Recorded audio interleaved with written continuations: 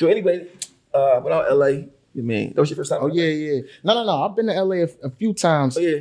You know what I mean? Just doing business transactions and everything. But they I took him to the rich part of LA. Yeah. Man, listen. Immaculate. So we was over Dame crib, Dame neighborhood. You know what I mean? Studio. Heavy. But you see those houses, man? Yeah, beautiful, man. He poor, he broke, he just see that. I'm like, they say whatever they want to say. Man, listen, there's no houses around there regular. There's nothing regular in there. Yeah. Gated community come in, there's nothing regular in there. I'm talking about crazy. And driving around all the latest wheels. I seen a Ferrari station wagon in somebody's front. Like, I don't know if it was I never even knew they had that. Nah, you got money, they probably make anything for you. I said, damn, who your neighbors? I don't know. I never saw them before. Nobody else. I never seen nobody outside when I go there. Right. They probably just get their riches, go to their other house or something like that. You never seen nobody outside ever, you know what I mean? But yeah, we was over there with Dame, you know what I mean? I shot a couple episodes of my podcast over there. Heavy episodes too, like I'm talking about. We can get the audio fixed, Jay. Jay. Yeah. Come on, blame it on Jay. We blaming Jay for that. But I like the vibe in LA, but I just gotta be rich when if I live in LA. I mean, I don't want to be an LA regular. You know what I mean? But no, I would live in Vegas before I live in LA though. Vegas is why Vegas? You get more for your money. When I look at those houses in Vegas, so how much I'm paying for now? I can have a pool, marble floor, all that stuff out there. Yeah, it's cheap. And then if you want to go to LA, it's right there. Yeah, man. Vegas just a. It seems like a wild place. I don't know if I want to be turned up all the time. Yeah, I be turned up all the time. I'm going out there right from my Uncle Paul. Be out there. I'm coming out there. Moving out west. No, Uncle, yeah, boy. But no, for real, Vegas, you see, $1,500, $2,000, you're getting something crazy. Yeah. You go to New York, 2,000, you've been right in the projects. Oh no, 2,000, you in the closet. Yeah, New York. Even their hotels were even small. How your hotel room small? I said, they got 2 small hotel rooms. They got kitchens in the bathroom. And the only reason I wouldn't live in New York, for real, and it ain't got nothing to do with the prices and nothing like that. The reason why I want to live in New York, every movie you see, when something bad happens, they in New York. Yeah. Every movie. Yeah. King Kong, guys, anybody, they mess with New York. I'm like, man, this must be trying to tell you something, man. Yeah, something about to go there. But yeah, but shout out New York. New York got a lot of opportunities for us business, though. Yeah. I just told my man, Wayne know that. Wayne know he got the podcast with academics. Yeah. No, I know. Listen, Wayno, shout out Wayno. I need to meet Wayno, man. Man, I mean, I tell Wayno, you can't ride in my car, man. I want it to happen to you, man. I'm hot right now. You know what I mean? So shout out Wayno. But I should tell Wayno all the time. I say, you can walk down the street in New York, see the Montel show. You can see different TV shows, or you walk down the street in Philly, you ain't seeing nothing. But you know what's crazy? We might be desensitized to how live our city is, though. It's my first opportunities to be like, you can work for Nike and New York. New York got everything is in New York. Every business. I mean, they got record labels. Yeah. I mean, everything is in New York. Like it's nothing like. So you think New York got more opportunities than LA? I think they got more opportunities closer to get together. Oh, all right. I mean, so in New York, you can just go to Manhattan and you basically find any business you want to find. Yeah. LA more stressed out, but LA is a big place though. Man. Yeah. New York is all right there. You got one building that has 5 record companies. I mean, it's different in New York. Oh, it's heavy. I mean, I used to live in New York when I was a kid, but it wasn't like I was growing up where there was popping or nothing. But New York, I don't think I can live in New York for the money and for all the people. Yeah. I mean, it's niggas on top of niggas. Yeah, on top of niggas. But New York is, if you trying to become something, that's probably the first place. That's where I went at when I was trying to be something. Right in Yonkers.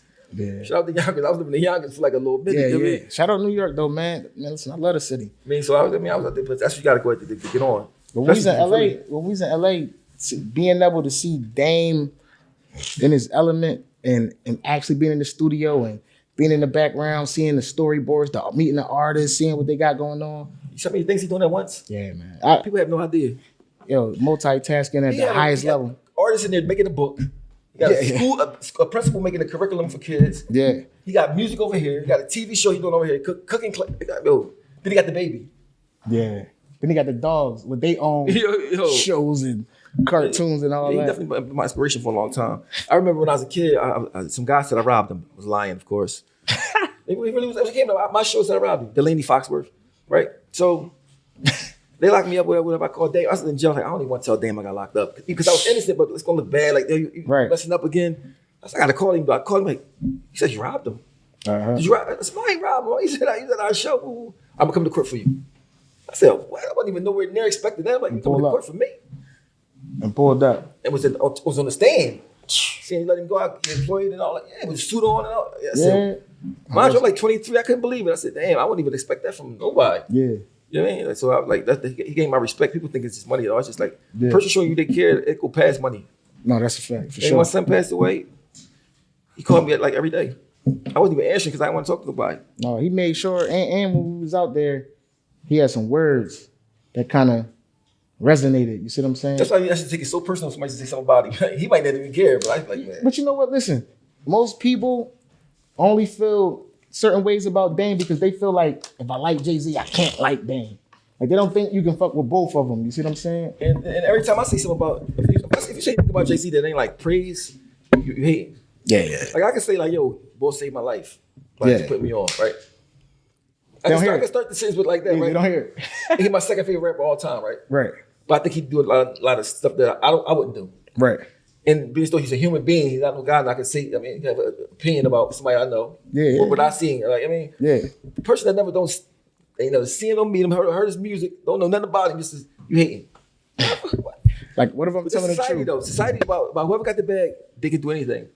Whoever don't got the bag, if you don't not have the bag and have an opinion, then you just a hater. That's why you gotta get the bag and say what the fuck you want to say. Hey, I mean, or you don't have to have the bag to say what you want to say. You can just say that, I'm a gangster, and that's something say what I want to say. Nigga, you don't like it, do something about it. Most niggas ain't gangster though. They be lying. I mean, my thing is, I'm like, damn, look at the boy. Boy, like, he cool. He don't say the wrong things in public. Yeah. He got a calculated. perfect wife. He lived his life straight enough to be able to do what he's doing. I'm in all that, but what time? What do you come to a point and say, you know what? Like, I can just do what I want now. Because it's just like he can do what he want. Yeah. I'm free. I can do what I want. Yeah. I mean, I can do whatever. I can see whatever I want. I don't have to worry about nothing. I mean, because at the end of the day, I'm never going to be the slave that nobody thinking of thoughts of what they going to tell me to do for no money, none of that. Let me tell you the truth. But listen, that's why I feel like most people connect with you because you say shit that got backlash. They scared to say, but you handle the backlash. Of course. You handle the backlash. I've seen some sticky. I seen you get out of some sticky Jones by just sticking your chest out saying, yeah. Yo, it's crazy. But my thing is this, like, I remember when I got shot in 06, right? Yeah. And at the time, I was from, like, Jay-Z don't do this, don't do that. I was younger, I was more like, but people get you messed up, but you thinking, when you say Jay-Z, they think you asking for money, they want something from them. Right. No, I'm not going to ask no man for nothing, man, period. I'm just saying, like, if I'm the boss and I'm successful, this is certain things I'm going to be doing. Me, I'm going to be doing. I'm saying, this is how I look at it. I mean, not saying how I look at it is even right. Mm-hmm. The way I look at it is like, man, you fix cars, we're going to get you an auto shop. We're going to try to get you an auto class or something. Oh, I don't really like you, but you do got 7 kids. Man, let me put them in school. These people that made to help your career out. Yeah. I mean, and I'm not even talking about me. Right. I mean, even if it's the girl of Mill, if it's anybody. Just because you're so big, you're just big enough to do it. Yeah. Like you said in your song, I'm big enough to do it. Yeah. I mean, but ain't like that's the thing. I'm like, look at him like, I'm still banging this music. I still love it. I mean, it ain't like them crazy. I mean, like, that's how I feel about it. That's it. True, I mean, like, yo, you can't have an opinion. You can't say nothing. What you mean? Why not? Especially when people took some music from you for like a little bit of music. Because if you got a song that somebody inspired or help, or you took some shit from somebody, you can change their life by giving them 1% of it. Yeah. I mean, so my thing is just like, and I'm not that dude that be like, yo, you owe me money because you up. No, I don't want nothing from you. Right. So when I be talking, I'm not talking for me. Yeah. That's the part that they don't get. It ain't for me. I ain't saying about your career. I ain't saying nothing about me. You ain't gonna give me nothing. You did enough for me. Yeah. I'm cool. But at the same time, I'm free. I can say what I want. I don't work for you. Yeah. You know what I mean? Do you ever worry about, let's just say, anybody getting a wind of what you're saying and they're a person that can kind of close opportunities down for you? You see what I'm saying? I don't think it's possible to close opportunities down for me. You know why? The person who make my opportunities is a higher power. Right. I mean, so, and then now with the internet and cameras and Instagram, nobody can stop you because you're going directly to the people. Yeah. Now you might not be able to get a certain sponsor or some certain this. Well, that's where you got the people and you're independent. You're gonna get it. You know what I mean? As long as you got some content people like. So I don't got no. What I'm saying is not super malice. I don't have no malice in my heart. Mm-hmm. It ain't like I'm saying, yo, go do this to the border. So if somebody feel like that, they just a sensitive sucker, and I don't want to be doing big with you anyway. Anyhow, look, being though you touched on it, cause going through the recent tragedy and situations and everything, man, you still acknowledging a higher power. A lot of people even come to me, ask me questions, and they wonder your opinion on a higher power in religion or your beliefs and thinking. You see what I'm saying? Well, when I was a kid, I was young. My dad was Muslim, so he raised me Muslim. my early life. Teach me all Fatiha and make salat and all that when I was a little kid. Right. Then as I got older, I ain't had parents too much. I used to go to jail. Everybody was Muslim, so I was automatically Muslim. Right. Then when I started then I turned 21. I was real deep in my religion, like deep, like I just dove all that. Like, I mean, then I started saying, well, I don't really think nobody know. So I started asking the imams in prison to ask certain questions, and they the stuff they used to tell me. I was like, well, they read it somewhere, or whatever. It might be true, but it might not be true. And I started having doubts, and I know having doubts is one of the worst sins in Islam. I mean, was it anything particular? Yeah, particular. I asked the imam. I said, let me ask you a question. If it's a little boy in Tibet living on the mountain his whole life, right. He never heard Islam and that, or even if he heard it once or twice, he never was Muslim. He never did a sin or a crime in his life, though. Do he still go to hell? He said, yeah.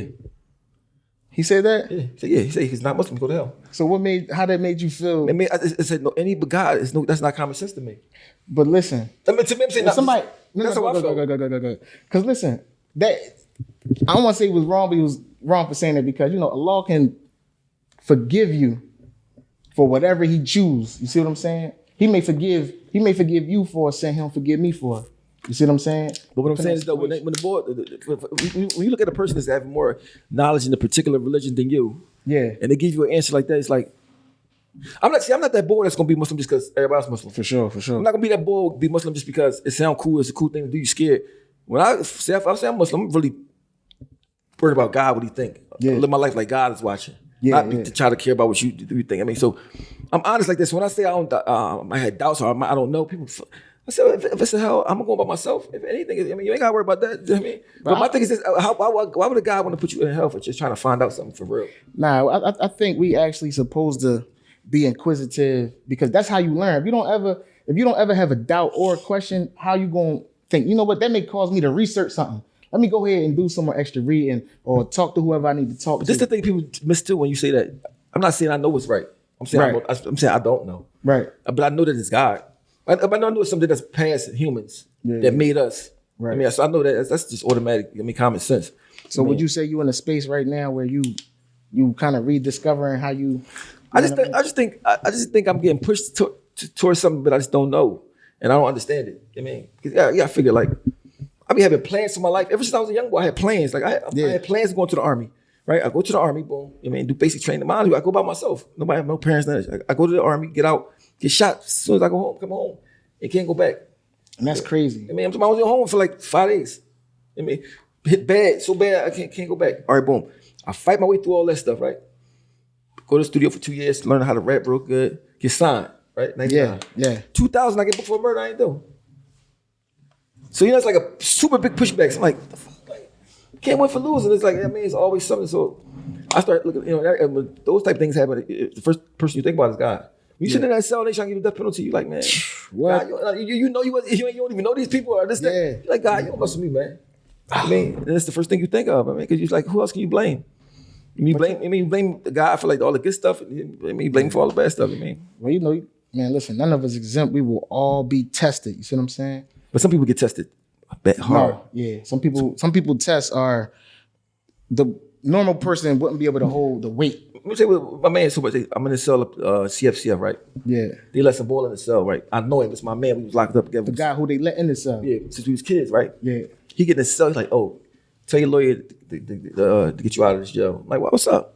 They told me that my man, the boy that killed your brother, we know we got him in cell such and such.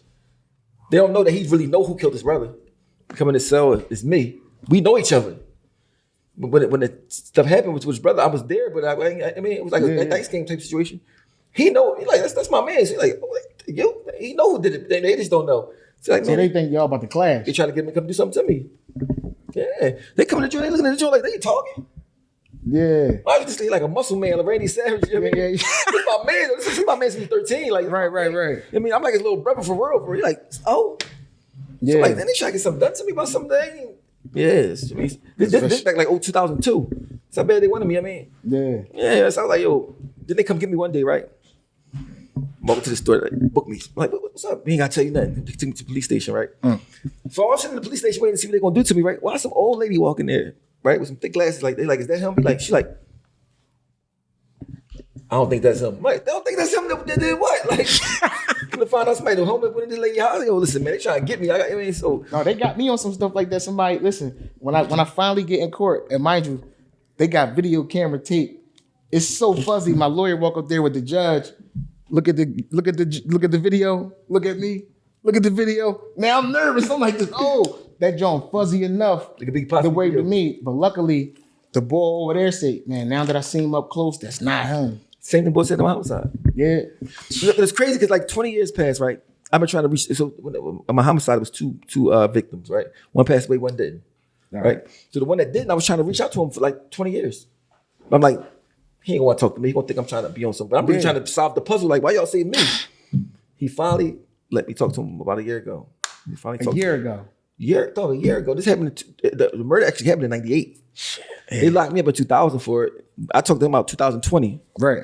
And he finally talked to me. He told me, like, why you say me? Because the trial was like, no, that ain't him. I never seen him in real life. Right. But mind you, I've been sitting already for a minute. I mean, so, but anyway, he told me, like, yo, it was a guy that lived upstairs from me. He just came and said, you know, who did it? I said, what? Where was you living at? But that's one called Corman Suites.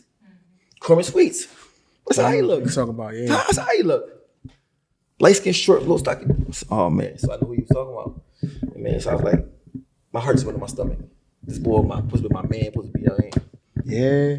Give me under the bus for no reason. Like, just he know I ain't doing it. He know I don't know these people. Just threw me under the bus. Laughing in my face though, like, he out here now. Just came out. I mean, out of pocket. I ain't even gonna say his name because it's deeper than rap podcast. We don't want. That would be deeper than rap, but we just want to leave that where it's at. Where it's at. Yeah. So I mean, but out LA, I mean, I got home. I got a call from like Onyx manager called me, and I'm hyped. Ooh, they don't understand how hype I am. First of all, let people know who Onyx is, because depending on how old you is, Onyx is a rap group from the 90s. Right. That had a young guy like me going ham in the streets. Like, crazy. They had a song I used to love called 30 Guns in the Air.